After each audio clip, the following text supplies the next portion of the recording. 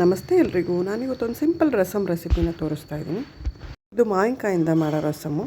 ಒಂದು ಪಾತ್ರೆಯಲ್ಲಿ ನೀರು ಕಾಯಕ್ಕಿಟ್ಟು ಹೆಚ್ಚಿರೋ ಮಾವಿನಕಾಯಿನ ಹಾಕ್ಕೋಬೇಕು. ಆದಷ್ಟು ತೋತಾಪುರಿ ಮಾವಿನಕಾಯಿ ಹಾಕ್ಕೊಂಡ್ರೆ ಒಳ್ಳೆ ಟೇಸ್ಟ್ ಬರುತ್ತೆ. ಇಲ್ಲ ಹುಳಿ ಮಾವಿನಕಾಯಿ ಆದರೆ ಸಾರು ತುಂಬ ಹುಳಿ ಆಗಿಬಿಡುತ್ತೆ. ಈ ಮಾವಿನಕಾಯಿನ ನೀರಲ್ಲಿ ಹಾಕಿ ಫುಲ್ ಮೆತ್ತಗಾಗೋವರೆಗೂ ಬೇಯಿಸ್ಕೋಬೇಕು. ಈ ಕಡೆ ಮಾವಿನಕಾಯಿ ಚೆನ್ನಾಗಿ ಬೇಯ್ತಾ ಇದೆ.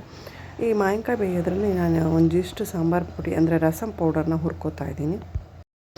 ಇದಕ್ಕೆ ಸ್ವಲ್ಪ ಧನಿಯಾ, ಜೀರಿಗೆ, ಮೆಣಸಿನಕಾಳು ಹಾಕಿ ಹುರ್ಕೋಬೇಕು. ಚೆನ್ನಾಗಿ ಇದನ್ನು ಡ್ರೈ ರೋಸ್ಟ್ ಮಾಡ್ಕೋಬೇಕು.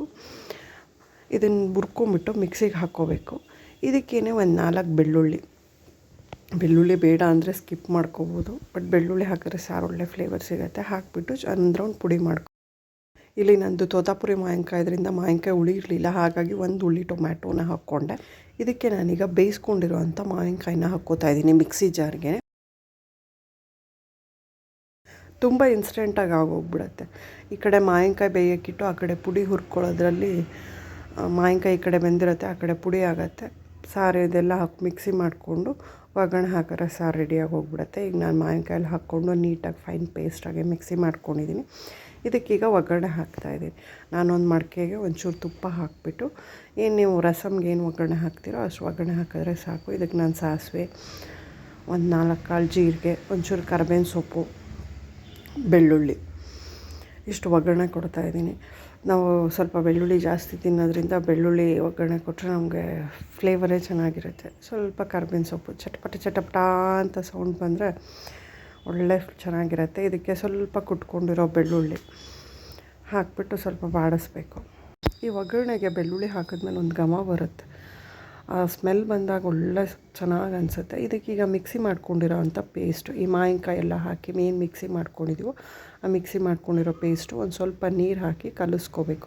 ಆಮೇಲೆ ಮಿಕ್ಸಿ ಜಾರನ್ನು ನೀಟಾಗಿ ಮಿಕ್ಸಿ ಜಾರಿಗೆ ಸ್ವಲ್ಪ ನೀರು ಹಾಕ್ಬಿಟ್ಟು ಒಂದು ರೌಂಡ್ ಬ್ಲೆಂಡ್ ಮಾಡೋದ್ರಂತೂ ಕ್ಲೀನಾಗಿ ಬಂದುಬಿಡುತ್ತೆ. ನಾನು ಅದೇ ರೀತಿ ಮಿಕ್ಸಿ ಜಾರ್ಗೆ ಒಂದು ರೌಂಡ್ ಸ್ವಲ್ಪ ನೀರು ಹಾಕ್ಬಿಟ್ಟು ಒಂದು ರೌಂಡ್ ಮತ್ತೆ ಮಿಕ್ಸಿ ಮಾಡಿ ಕ್ಲೀನ್ ಮಾಡಿಕೊಂಡು ಹಾಕ್ತಾಯಿದ್ದೀನಿ. ಅನ್ನ ರೆಡಿ ಆಗಿಬಿಟ್ಟಿದ್ರಂತೂ ಸಾರಂತೂ 5 ನಿಮಿಷಕ್ಕೆ ಆಗೋಗ್ಬಿಡುತ್ತೆ. ಎಲ್ಲಿಂದನಾದರೂ ಹೊರಗಿಂದ ಬಂದಾಗ ಒಂದು ಕಡೆ ಅನ್ನಕ್ಕಿಟ್ಟು ಇನ್ನೊಂದು ಕಡೆ ಈ ಕಡೆ ಸಾರು ರೆಡಿ ಮಾಡಿಕೊಂಡ್ರೆ ಬೇಗನೆ ಆಗೋಗ್ಬಿಡುತ್ತೆ. ಈಗಂತೂ 3 ಲೀಟ್ರ್ ಕುಕ್ಕರಲ್ಲಿ ಅನ್ನಕ್ಕಿಟ್ರೆ 10 ನಿಮಿಷಕ್ಕೆ ಅನ್ನ ಆಗೋಗುತ್ತೆ. ಜಟ್ಪಟ್ ಅಂತ ಅಡುಗೆ ರೆಡಿಯಾಗಿ ಹೋಗ್ಬಿಟ್ಟಿರತ್ತೆ. ಇದಕ್ಕೀಗ ಒಂದು ಸ್ವಲ್ಪ ಖಾರದ ಪುಡಿ ಹಾಕ್ಕೋಬೇಕು.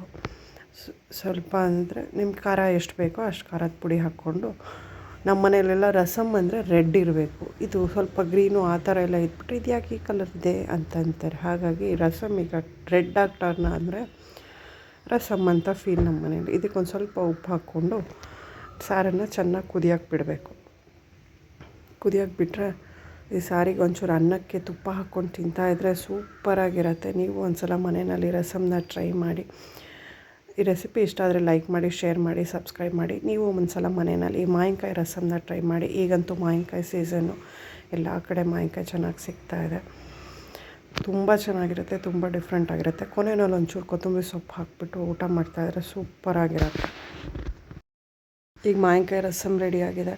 ಈ ಅನ್ನಕ್ಕೆ ಸ್ವಲ್ಪ ತುಪ್ಪ ಹಾಕ್ಕೊಂಡು ಜಾಸ್ತಿ ತಟ್ಟೆ ತುಂಬ ರಸಮ್ ಹಾಕ್ಕೊಂಡು ಅದಕ್ಕೊಂದು ಸೈಡಲ್ಲಿ ಹಪ್ಳ ಇಟ್ಕೊಂಡು ತಿಂತಾಯಿದ್ರೆ ಸೂಪರಾಗಿರುತ್ತೆ.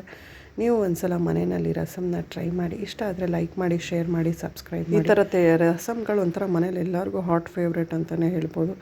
ಈಗಂತೂ ಬೆಂಗಳೂರಲ್ಲಿ ತುಂಬ ಮಳೆಗೆ ಈ ಥರ ಬಿಸಿ ಬಿಸಿ ರಸಮ್ಮು ಅನ್ನ ಸೂಪರಾಗಿರುತ್ತೆ. ನೀವು ಒಂದು ಸಲ ಟ್ರೈ ಮಾಡಿ.